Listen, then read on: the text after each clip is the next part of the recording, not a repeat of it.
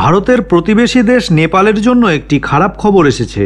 খবরটি হলো নেপালের অনেক গোর্খা সৈনিকের মৃত্যু হয়েছে। এই সকল গোর্খা সৈনিকেরা ভারতের বদলে রাশিয়ান সেনাতে ভর্তি হতে গিয়েছিল। গোর্খা সৈনিকদের এমনভাবে কনভিন্স করা হয়েছিল যে তারা ভারতীয় সেনাতে না এসে রাশিয়ার হয়ে ইউক্রেনের বিরুদ্ধে যুদ্ধ করতে চলে গিয়েছিল, আর অবশেষে তাদের মৃত্যু হলো। অবস্থা এতটাই খারাপ যে নেপাল সরকার রাশিয়াকে বলেছে যে তাদের সেনাতে যেন গোর্খা সৈনিকদের ভর্তি না করা হয়। আপনি জানলে অবাক হবেন, নেপালের যে ঘটনা ঘটেছে তার পেছনে রয়েছে চীন। এই ভিডিওতেই বলবো কিভাবে নেপালের একটি ছোট্ট বোকামিতে একাধিক নেপালি গোর্খা সৈনিকের মৃত্যু হলো। আসলে গত বছর ভারতীয় সেনা অগ্নিবীর নামে একটি পরিকল্পনার কথা ঘোষণা করে। এই পরিকল্পনা অনুযায়ী যুবকেরা 4 বছরের জন্য সেনাবাহিনীতে ভর্তি হবে, আর তাদেরকে অগ্নিবীর বলা হবে। পরিকল্পনা অনুযায়ী ভর্তি হওয়া যুবকদের মধ্যে 25% ভারতীয় সেনাতে 4 বছর পরে এগিয়ে যাওয়ার সুযোগ পাবে, আর বাকিদের চাকরি ছাড়তে হবে। যারা চাকরি ছাড়বেন সেই সমস্ত অগ্নিবীরেরা অনেক টাকাও পাবেন। অনেক দেশেই এই ধরনের পদ্ধতি আগে থেকেই চলছে।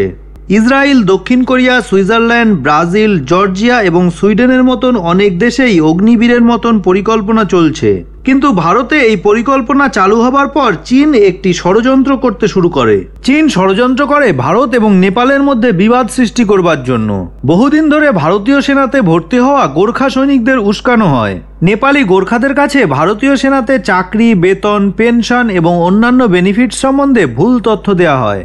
অনেক এজেন্টের ফাঁদে পা দিয়ে নেপালি গোর্খারা ভারতের বদলে রাশিয়ার দিকে যেতে শুরু করে। এই সকল গোর্খা সৈনিকদের স্বপ্ন দেখানো হয় যে তারা রাশিয়াতে অনেক বেশি টাকা পাবে, অনেক ফ্যাসিলিটি পাবে এবং রাশিয়ার নাগরিকত্বও পাবে। এই লোভে পড়ে এরা সবাই ইউক্রেনের বিরুদ্ধে লড়তে রাশিয়াতে চলে যায়, আর সেখানেই সকলের মৃত্যু হয়। সরকারি হিসেব বলছে 6 জন নেপালি গোর্খা সৈনিকের মৃত্যু হয়েছে, কিন্তু বাস্তবে এর সংখ্যা অনেক বেশি।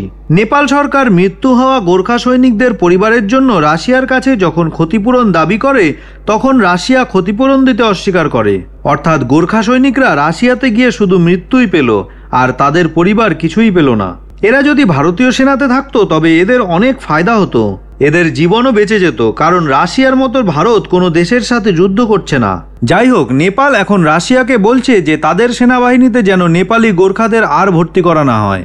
এখন এই পর্যন্তই। নেপালি গোর্খা সৈনিকদের সম্বন্ধে আপনার মূল্যবান মতামত কমেন্ট করে অবশ্যই জানাবেন। এই ধরনের আরও ইনফরমেটিভ ভিডিওর জন্য চ্যানেলটি সাবস্ক্রাইব করে বেল আইকনটি অন করে রাখবেন। ভালো থাকবেন, সুস্থ থাকবেন। ধন্যবাদ।